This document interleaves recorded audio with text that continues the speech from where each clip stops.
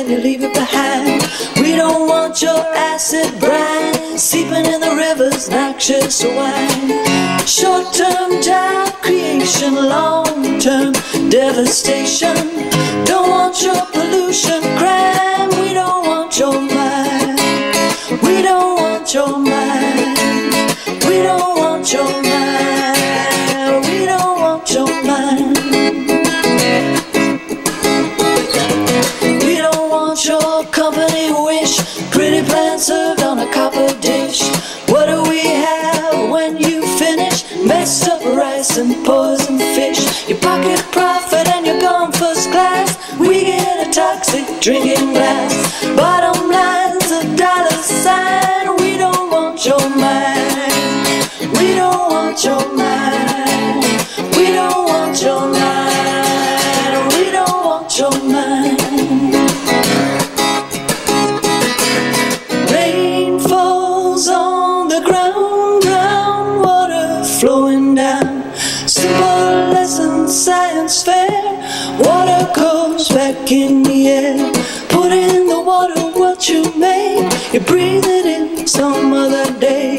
Drinking a well, wish and dream. Precious water, living stream.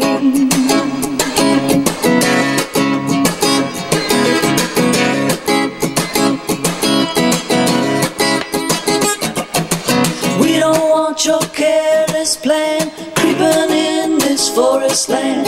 Clean water we demand. We don't want your helping hand, your economic contribution. Don't want your noise pollution in our ancient pine. We don't want your mind. We don't want your mind. We don't want your mind. We don't want your mind.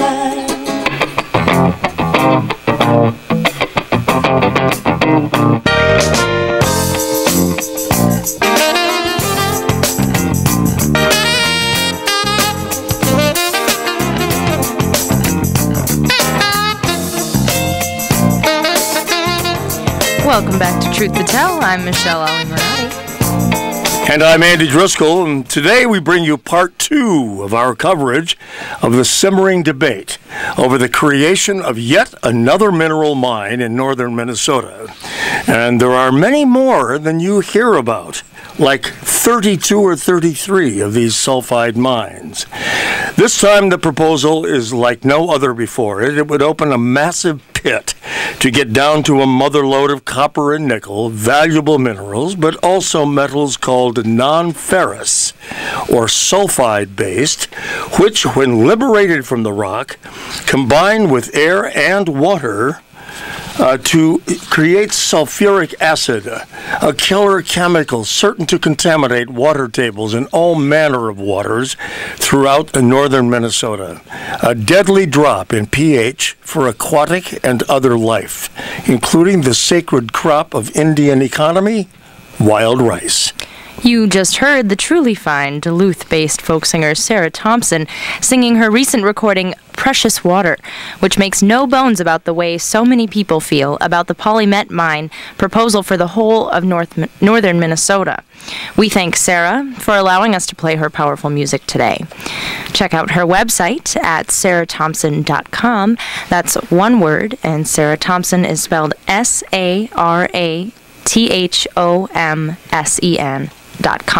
We'll post the link to Sarah's song on our website as well. And we again welcome viewers watching live online at www.livestream.com/truth-to-tell-min.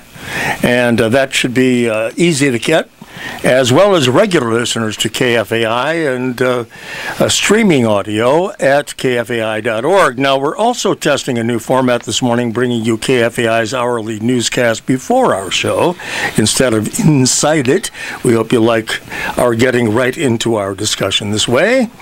Right now, you can join the conversation as well by calling 612-341-0980.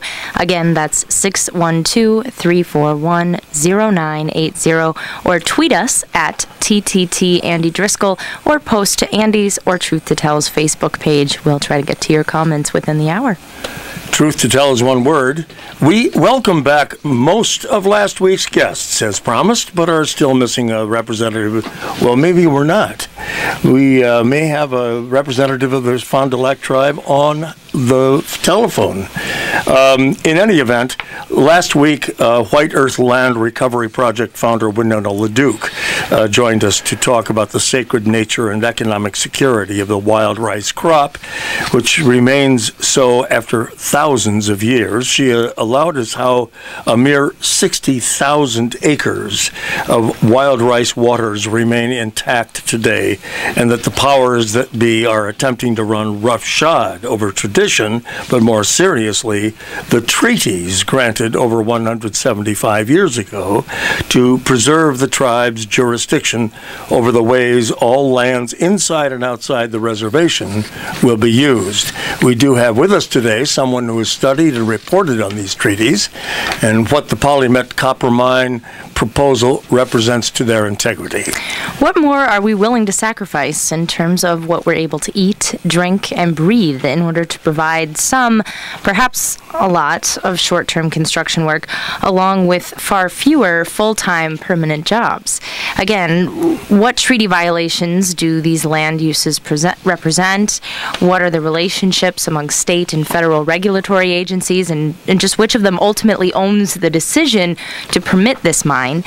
Just what are the wild rice standards? What are the changes that Polymet and its legislative champions attempt to enact? And who can authorize the sale or lease of superior national forest lands for such mineral excavation? People in the Twin Cities often escape the nasty news surrounding these northern Minnesota issues, even though much of what we all hold sacred down here and up there is threatened by these seemingly narrow and local issues. Nothing like this is ever purely local. We all have a stake in the outcome of such battles. As I noticed in the film Precious Waters, lands have already been secured by Franconia mining, and drilling has already begun under the lakes. When have we, any down here, ever heard a whisper of these operations and their dire results? These are about a few of the questions that require some deep and introspective thinking and unadulterated food, but who have, through no fault of their own, found themselves unemployed, eager to earn a living for themselves and their families. The 6-year quest by Polymet Mining to open up a copper and nickel mine in northern Minnesota came along at precisely the right moment for most of our unemployed and hurting residents in the area around Babbitt, Minnesota, and the Fond du Lac Indian Reservation. 2008, 2009, and last year were the leanest for the Iron Range since the Great Steel Strike of the mid-1950s, and before that, the Great Depression. Other mines already operate around that general area, which includes a large chunk of the Superior National Forest, which by its very name would indicate some preservation of species like animals and wild rice. Tough choices for some, but not everyone.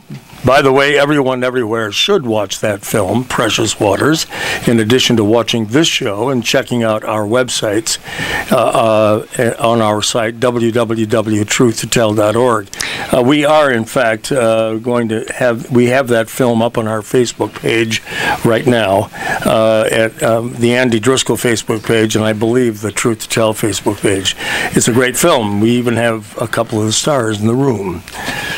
And remember, we do want your questions and comments, so please do call us at 612-341-0980. Or if you are already watching us online, just go over to Twitter or Facebook and tweet us at TTT Andy Driscoll. You can use hashtag Wild Rice. We'll be following that trend on Twitter. And then also, you can also just post your comments on Facebook on Andy's page or on Truth to Tell's Facebook page. Paula Maccabee is back in the studio with us. She's the attorney and lobbyist for Water Legacy, one of the several groups working to stop the Polymet project and enabling legislation. She's represented environmental organizations like the Sierra Club, and she's also a former St. Paul City Council member. Glad you're back, Paula. Good morning, Andy. Nice to see you.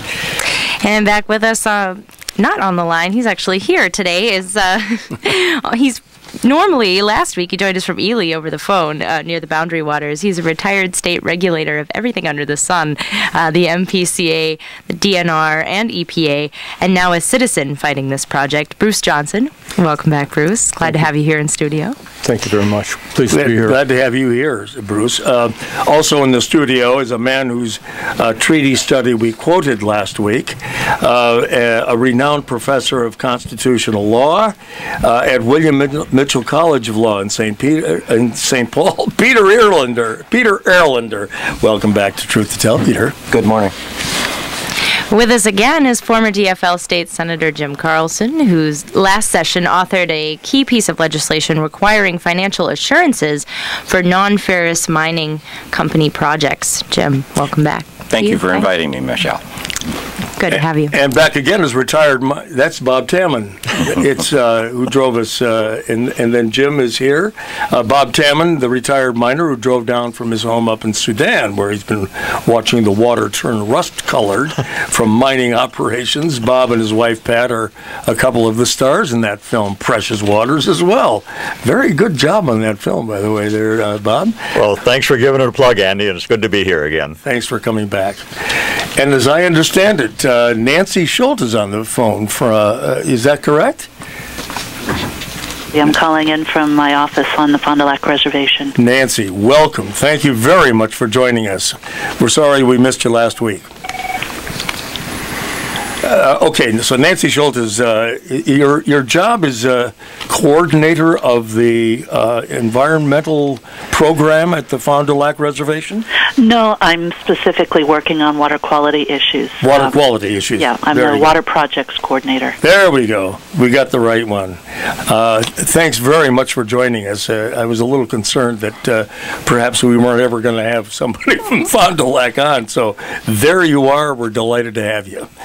Listeners and viewers should know that one of Polymet's prime lobbyists, former Iron Range Steelworkers Union executive and former Commissioner of Jobs and Training under the late Governor Rudy Perpich, Joe Samardzija, wrote to me on my Facebook page after last week's show, calling all of you folks liars.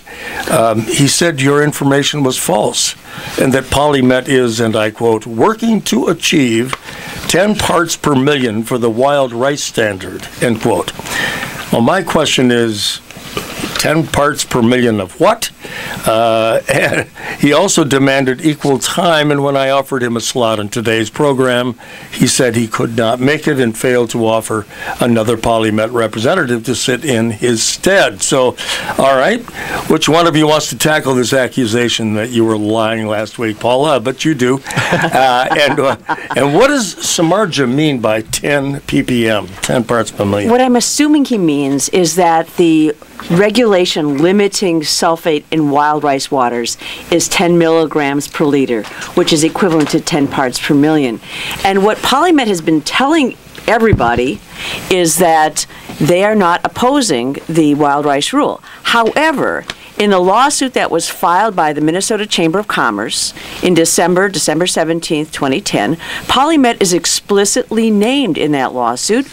And if you want to take a look at the lawsuit pages on paragraph 35, paragraphs 48 to 55, the history of the Pollution Control Agency's effort to hold Polymet to the correct sulfide standard to protect wild rice and other aquatic ecosystems is specifically enumerated.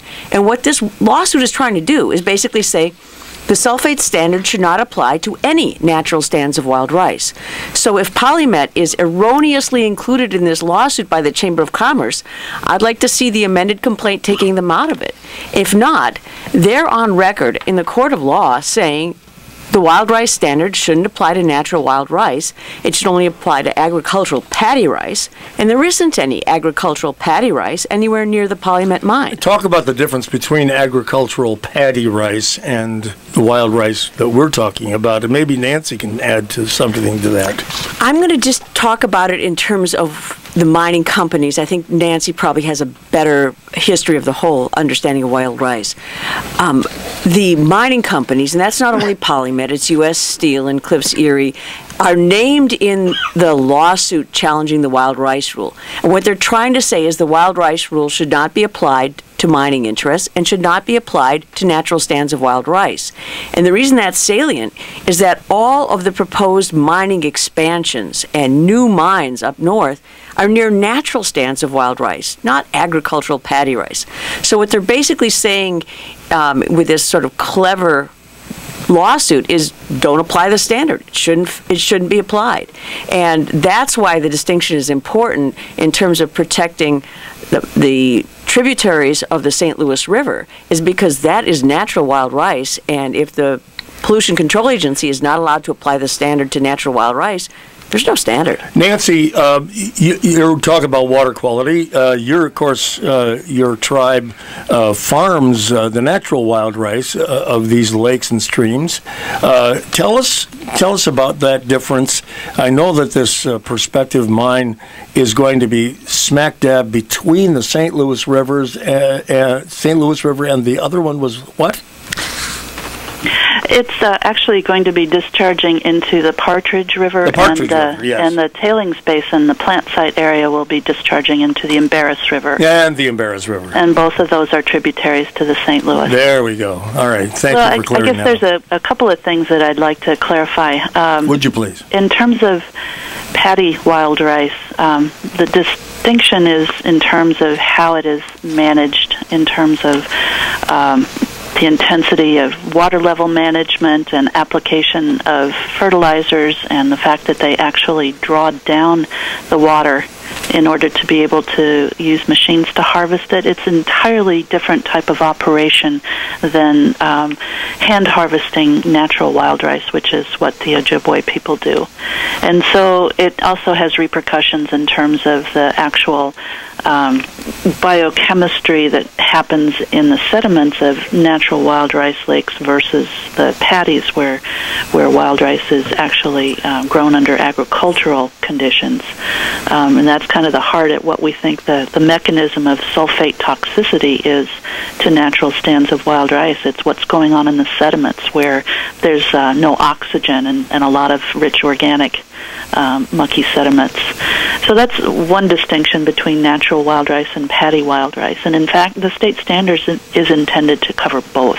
And what is the state standard now? It is 10 milligrams per liter, so 10 it's parts per million. Okay. And that's for waters used for the production of wild rice. And it was the intent of the MPCA at the time that these rules were promulgated that it would apply to both.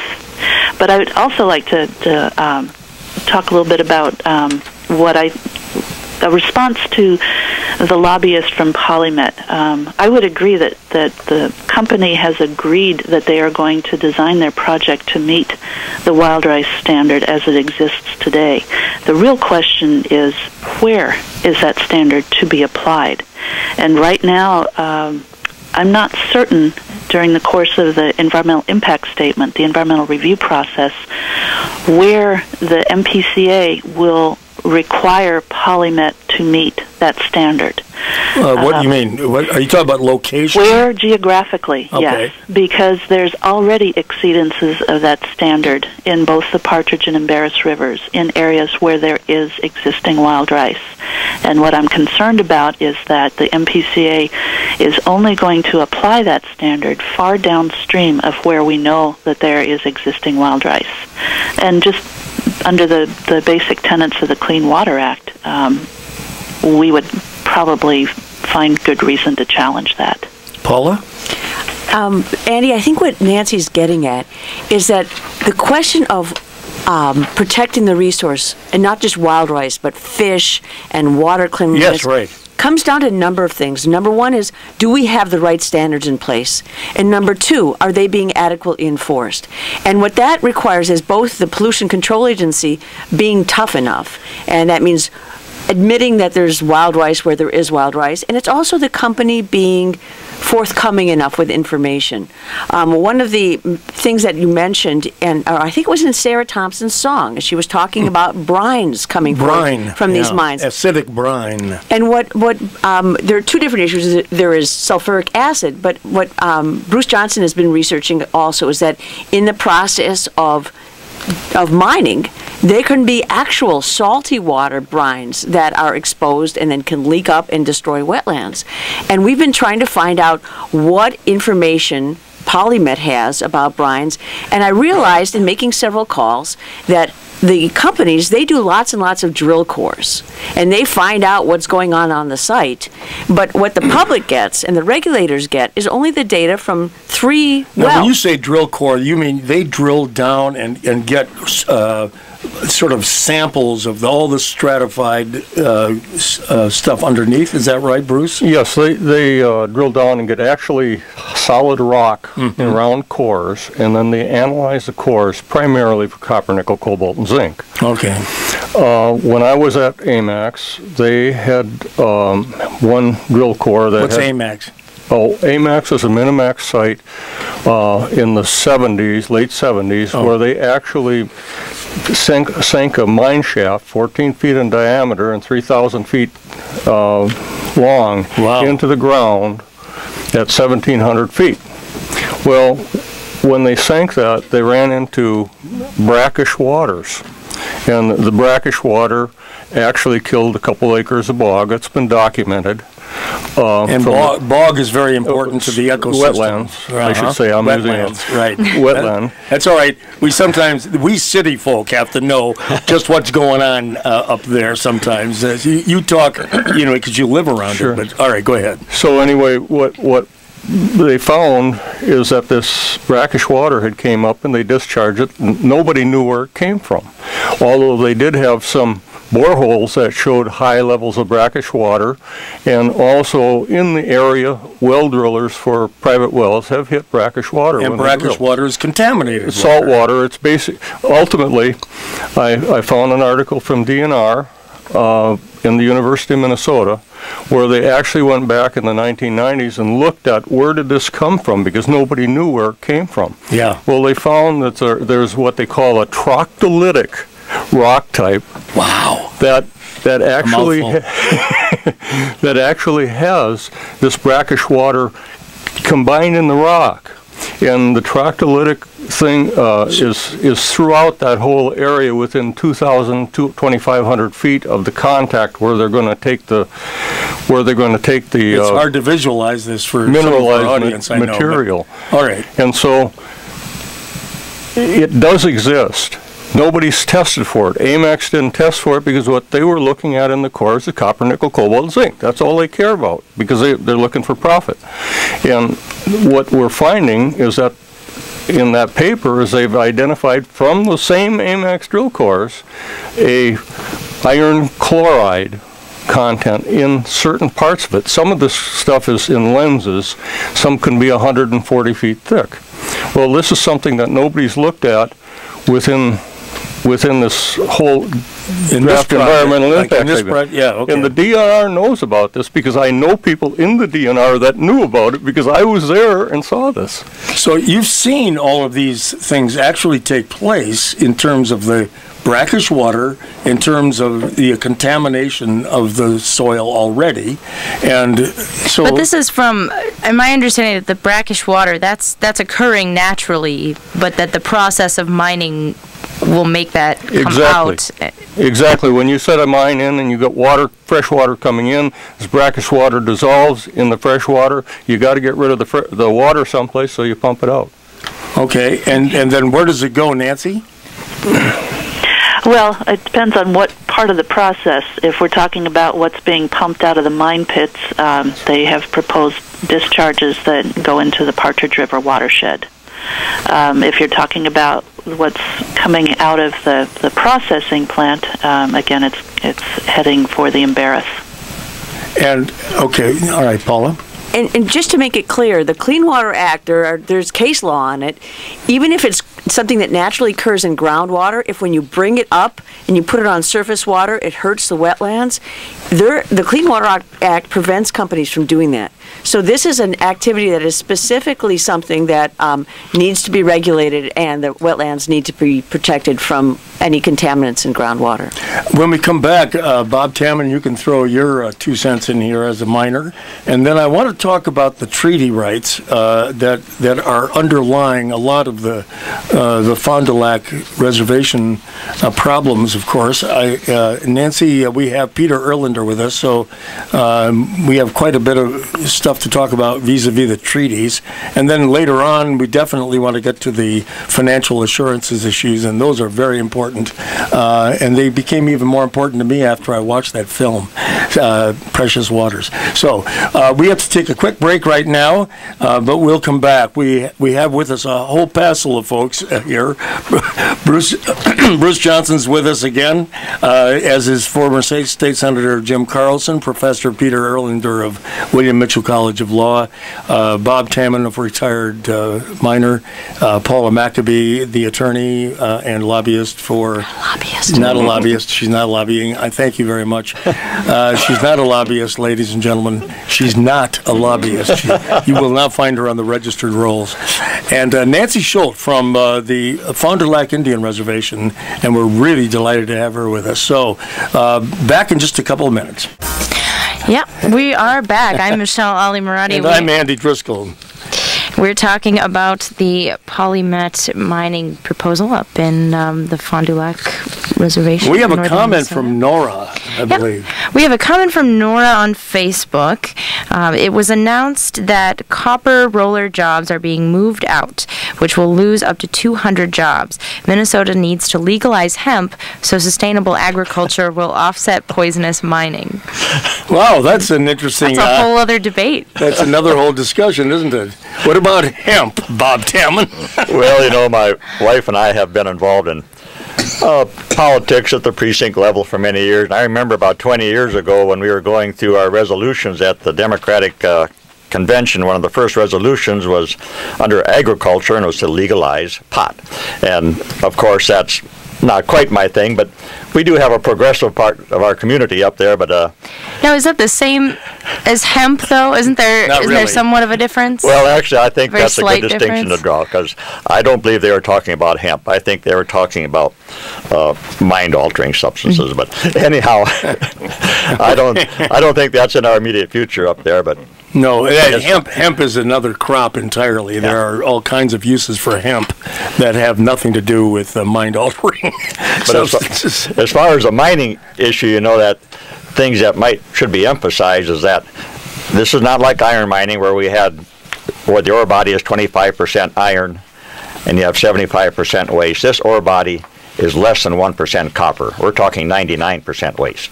99% waste. 99% waste. And the waste is really what we're looking to I mean, that's really going to be the problem. And in addition, in iron mining, it's magnetic, so you can do a separation using magnetic separation at a coarse grind, so you have coarse tailings. No magnetism with copper. You've got to grind it all to the consistency of face powder. So, you know, occasionally I've been to presentations by the mining promoters. They'll say, well, our waste products like wash sand. It's not like wash sand. It's not something you put on the beach for your kids or grandkids to play in. I worked in the mines. The correct term is mining slimes. Mining slimes. Mining slimes. Well, no wonder they don't use the term. And that is a correct term. I'm not making this up. No, I believe you. So this process of grinding it down to powder, this happens on site, and then the waste is just left there on site. After it goes, it'll go through the grinding process. Then they use a flotation process. It's called a frother. It's like a bubble machine. You put chemicals in there. The very fine particles cling to the bubbles, go over the top. The waste goes out the bottom into the tailings pond. So when people talk about the problems with tailings ponds, they're talking about the problems with mining slimes. Now, this is ground so fine, you know it's got to be soluble.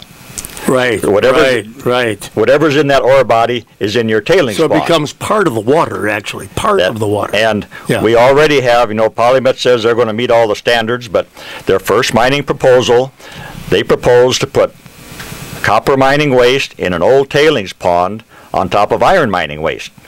This tailings pond was already leaking in excess of Minnesota's discharge standards.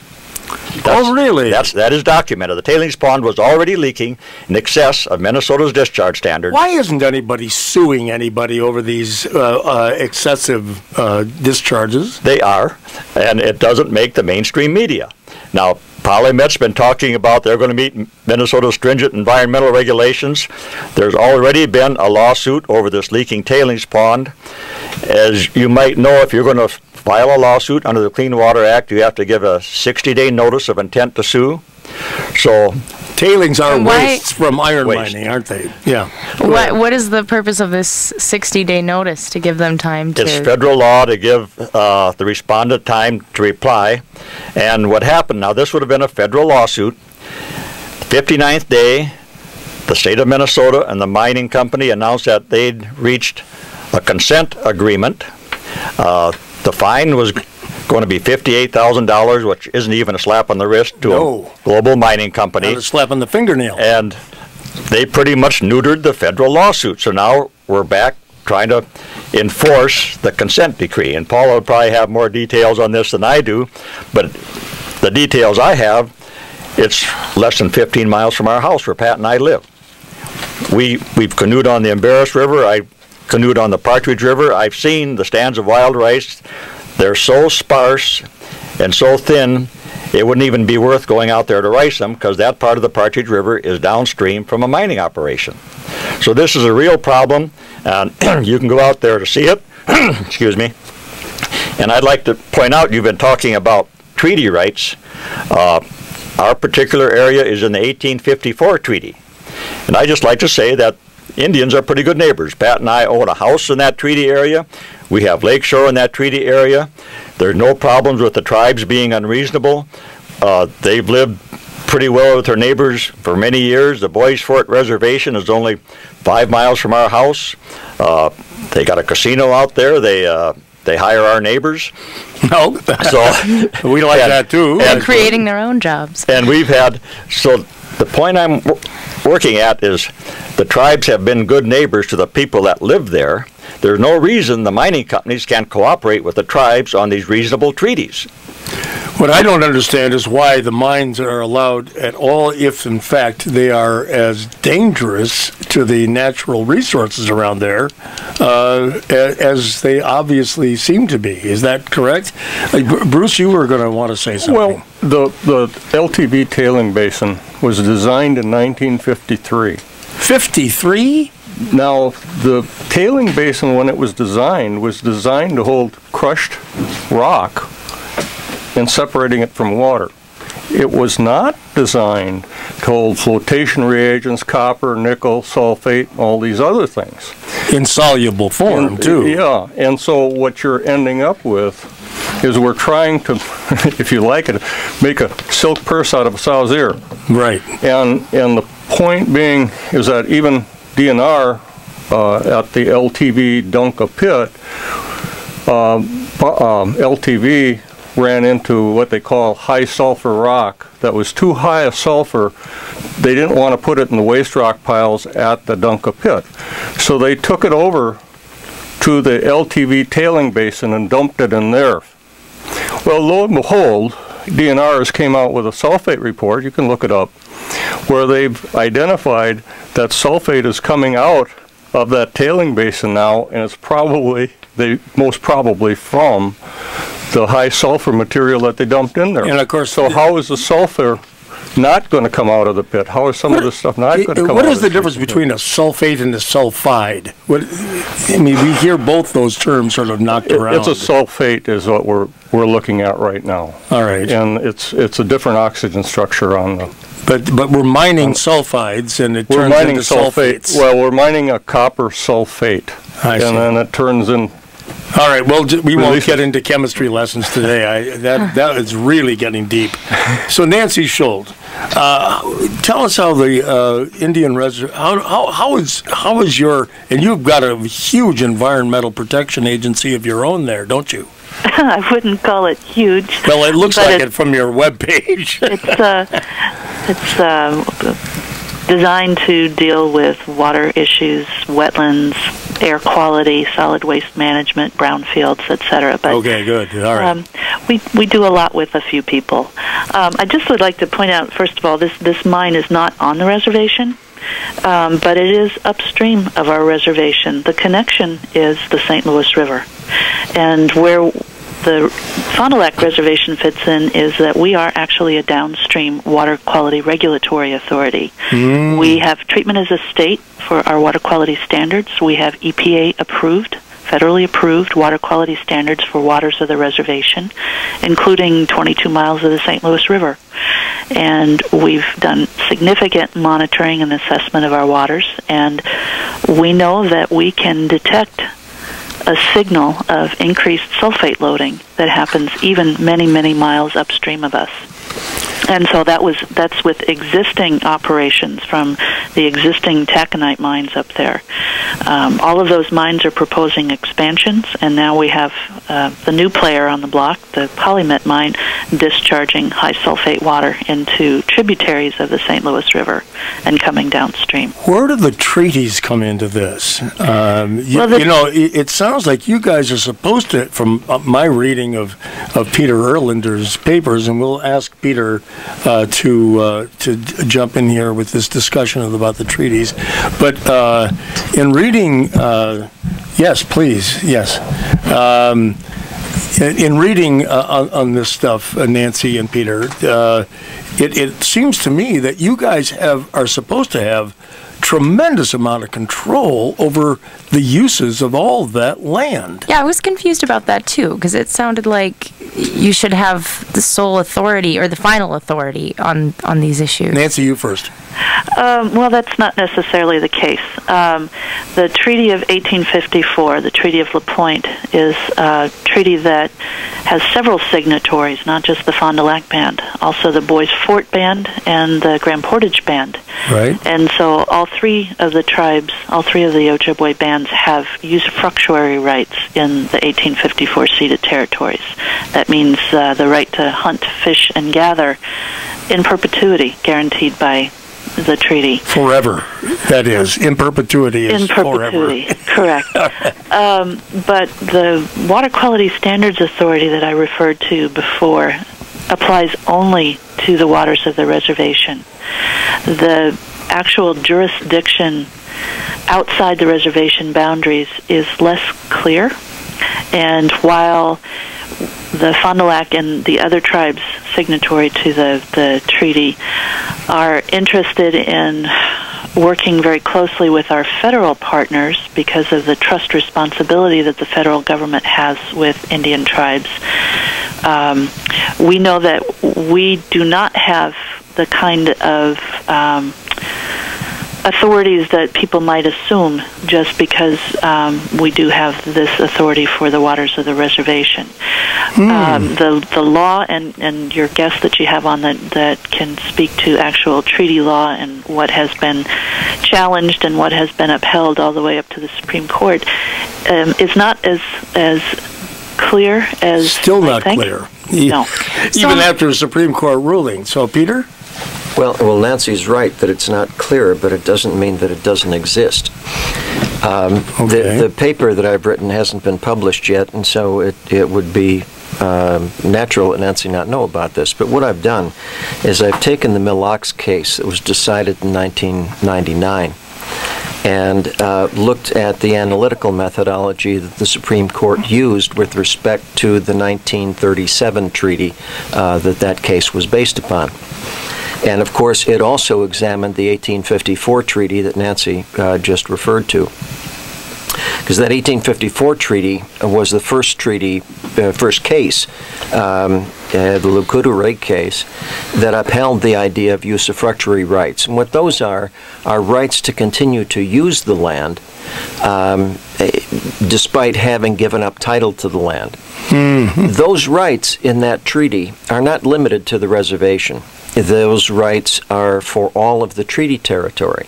And it's those rights that the state of Minnesota has been leasing from the Ojibwe in the entire 1854 treaty since 1988. It's also true that the exact bounds of the usufructuary rights in that entire 1854 treaty have never been really figured out legally. That usufructuary word really it's got just to me use rights, but they're the rights of use. Yes, the rights of use, but it goes back to Roman times. It's not something unusual. It's been recognized. No, it's me that's ignorant. Well, it's used in the English common law as well. But you see, what has happened is that those rights were written into treaties with the United States in 1825, in 1837, in 1842, in 1854, not only in the Arrowhead, but the 1854 treaty says that those same rights apply in the rest of Minnesota as well. Right, not just on the reservation. Not just in the reservation, not just in the Arrowhead. Right. The 1855 treaty is the first treaty that says the Ojibwe give up their rights, all rights in the rest of Minnesota, but the Supreme Court in Mille Lacs said that that treaty was too broad to give up hunting and fishing rights anywhere. And hunting and fishing rights have never been specifically given up in any other treaty after 1855. And this would include gathering wild rice, right? And it would include gathering wild rice, and those rights have never been specifically given up in 1855, in 1863, in 1866. They haven't been given up in 1999. And if the hunting and fishing rights still exist in the 1854 treaty, still exist in the 1837 treaty, according to the Supreme Court in Mille Lacs, they exist in the rest of Minnesota too, which is what the article shows. But more importantly, the federal courts in Minnesota or in Wisconsin have interpreted the 1842 treaty, which holds the same thing, to suggest that the EPA and the federal government has its own obligation to make certain that the rights to hunt, fish, and gather include the right to make a modest living by using the federal powers to make sure that hunting and gathering is possible off the reservation. So I think there may be an extra level of protection of resources that could develop in the next few years. And I'll get to Paula here just a second. I just want to clarify something with you, Nancy. So am I to understand that the areas where you're harvesting the wild rice and the area of the proposed mine are outside of the official boundaries of the Fond du Lac Reservation? Yeah, that's true, and that was the point that I was trying to make earlier. There's, in my mind, the validity of the treaty rights guaranteeing access to those resources is not what is in question. What I was trying to make clear was that our regulatory authority for water quality only applies to waters of the reservation, and I'm even if what's proposed is going to flow into waters in the reservation. And that's where the importance of our consultation with the state and with EPA as the ultimate water quality regulatory authority under the Clean Water Act is important to assure that the waters, when they meet the boundary of the reservation, meet our water quality standards. Paula. We cannot affect. We're not writing the permit for something that's happening off the reservation, but we're doing all that we can to assure that any permits that might be written would guarantee compliance with our water quality standards. And Paula, your response on the treaty? I just want to explain a little bit the different levels of law. Because if there was an interest at the part of the federal level or the state level in protecting not just the wild rice, but the rights to fish, to hunt, whether it's moose or whether it's wildlife, there are a number of different places where respect for the right of the Indian tribes to hunt and fish could be achieved. And first is what Professor Erlinder was talking about, is that the federal government has an obligation to protect the ongoing rights of Indian peoples to hunt and fish off reservation, because there is a huge area of Minnesota where they gave the title to the land to the U.S. government with the understanding that their ability to sustain themselves, to eat for food, not just for fun, was going to be maintained. And yes, we have to remember that fishing and hunting and gathering for Indian tribes is a survival issue. It's not considered a recreation or a sport as we do. And I think we have to be honest that for a lot of people who are not Indian tribal people, for lower income people, for people who live in northeastern Minnesota, they eat fish or they gather wild rice or they hunt waterfowl, sure, not for fun, but for food.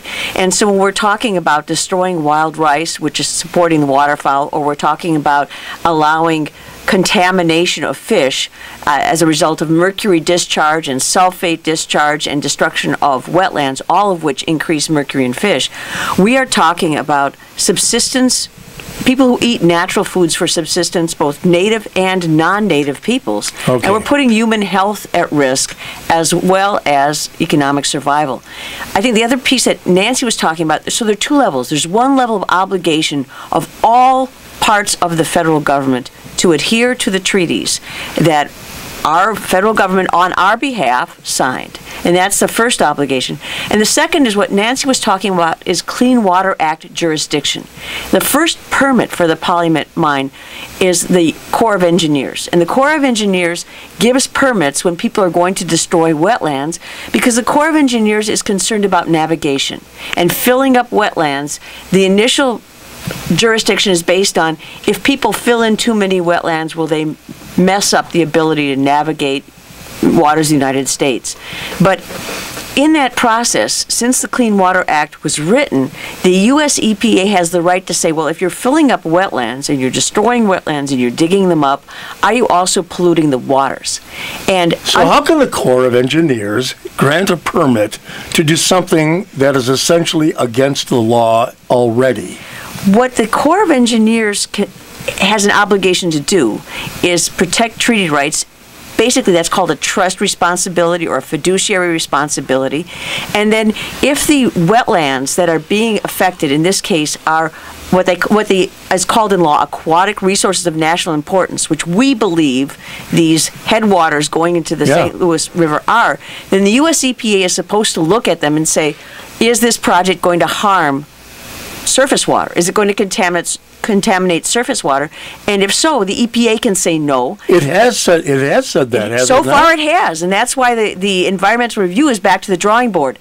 But in addition to the EPA having the right to look at it, if these once there's a permit at the Corps of Engineers, there's a notice issued, the Fond du Lac Reservation has authority given to them by the U.S. EPA, and the state of Minnesota has authority given to them by the EPA to look at waters within their jurisdiction. And in Minnesota, that means the whole ball of wax. Fond du Lac, as Nancy was saying, can look at the St. Louis River within the reservation. But the Minnesota Pollution Control Agency is supposed to be looking at all the waters in this watershed and evaluating whether destroying upwards of 1,500 acres of wetlands in this critical area is going to be violating Minnesota water quality standards. As well as the treaties that we've been talking about. Well, we're going to have to take a quick break, I think, and get back so we can get back and talk about financial assurances, because that's what Senator Jim Carlson's here to do. And in other words, as long as all of this is actually happening, we also have to talk about who's going to be responsible financially and what have you for all of this. When we come back, we'll do just that. Thank you. KFAI greatly values listener feedback. If you have feedback or questions, you can call the KFAI feedback line at 612-341-3144 extension 815, or email program director Adam Mell at adammehl@kfai.org. Programming on KFAI is sponsored by DEX, your source for the most complete local information. In the book, online at dexknows.com, or with 1-800-CALL-DEX. Find whatever you need whenever you need it. Dex knows.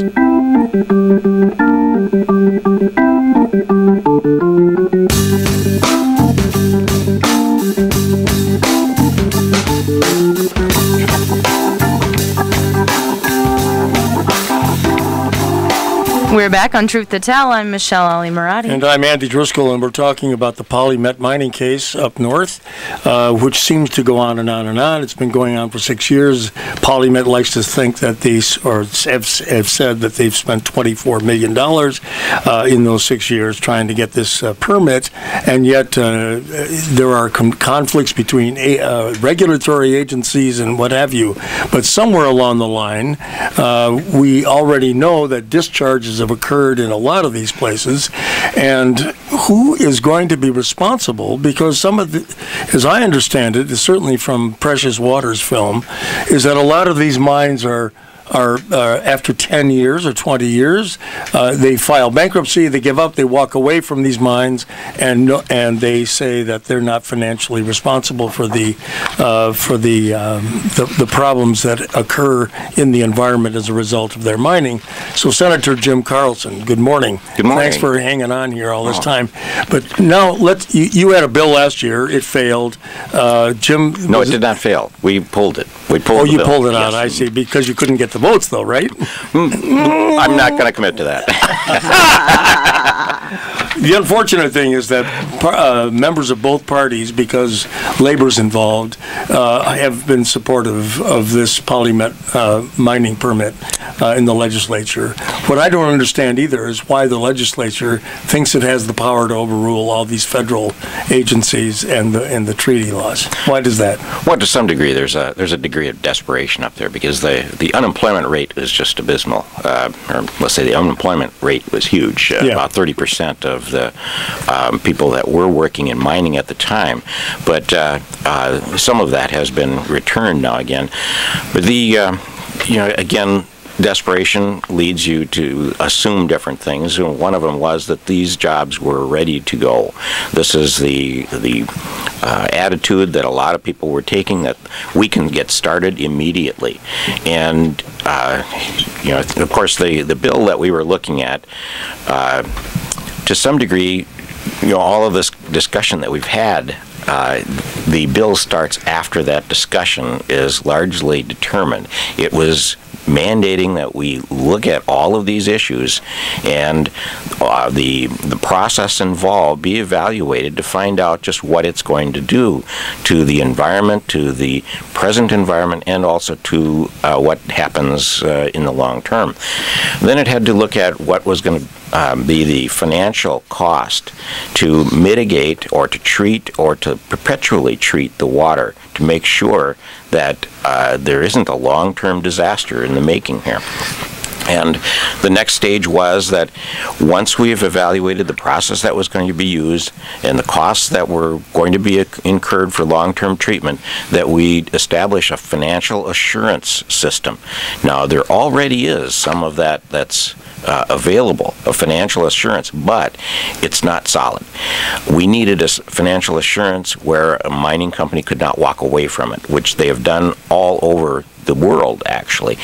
And put these financial assurances that they're rock solid, that they absolutely can be exercised if there's a problem, and they can be exercised without lawsuit, going through it fast, going through it complete, and being able to treat this the water, to maybe close up the mine, do anything that can happen.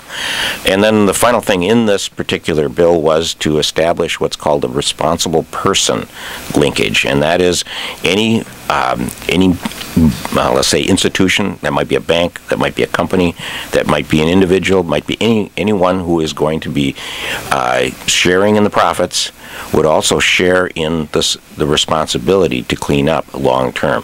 So what we don't want to do is privatize the profits and then socialize the risk. So that was what this bill did. And in the case, and that's why I quibbled just a little bit about pulling the bill, because at the time, it was clear to me that this was not happening right away. This was not ready to go. There was a lot of things that had not been looked at, had not been adequately defined. Like what? Largely it was this, the 10 milligrams per liter of the excuse me, parts per million. Parts per million, yeah, in acid. Standard, yes. The tailings pond that had not been addressed. There were things, and inadequate is a term of this evaluation. Even though a lot of people quibbled with that term being, why is that put into a EIS? But it is an adequate term that's used in there, and it was used, I believe it was 21 times. It was one of the poorest DEISs that had ever been written and submitted. DEIS being draft environmental impact statement, yes. Right. And so the determination had to be whether it was going to be redone, whether it was going to be a supplementary, whether it was going to be answers to the questions, and there's some question as to whether there would be a comment time again, and that had to be determined. And at the time of the bill hearing, we had hours and hours of hearing with it. It was clear to me that all you needed to do was run the clock ahead a couple of years, and we would be sitting and discussing the same thing. Yeah. So there was no point in taking that bill to the committee to get a vote on it and actually force some people to make some pretty bad votes. Some of the people from the range, they really didn't understand what was going on. So your bill would have at least forced any mining organization that actually was permitted to mine after they have closed down. They would remain responsible for that, as well as any other investors. That was one of the elements. That's if there isn't adequate financial assurance up front that the costs could be recovered from anyone who had any little like a decision. super fund. Correct, for the mines, yes. Right? But what it was going to do was protect the taxpayers of Minnesota, because what we didn't want it to do was to fall on the taxpayers. Okay, Paula. Well, I think what Senator Carlson was saying is really important, because it's easy for us who don't live right next door to a mine to say this is somebody else's problem. But the history of this kind of mining is that foreign investors set up shell corporations that have no other assets other than the mine. And then after the mine has reduced the ore body and gotten most of its profit, they will shut down and go bankrupt, whether or not there's still water quality treatment that has to take place. And do they always file bankruptcy when they shut down? Well, this is what the U.S. EPA has said, that the mining industry has a pattern of going into bankruptcy so that pollution cleanup is someone else's responsibility. Oh my gosh, it is really a pattern. Oh my gosh. Yes. Do you have a percentage on that? What the EPA said, and this is published in the Federal Register in 2009, because the EPA is writing rules to try and protect taxpayers, though they haven't been published yet, is that the hard rock mining industry is responsible for polluting 3,400 miles of streams and 440,000 acres of land in the United States. And between 1998 and 2007, just in Superfund liability, taxpayers had to spend $2.6 billion. We've run out of time.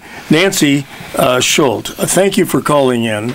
I want to just ask you one more question quickly, though. And, all right. And that is, have you been involved in trying to recover some of the costs incurred by the tribe of some of much of this wastewater damage? Not yet. Okay. Here come the lawsuits. Okay.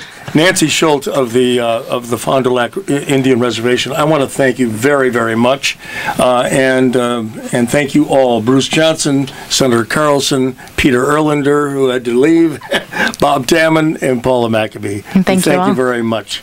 And next week we'll be talking about sexual offenders, and should we commit them after they've already served their time? Well, big argument there.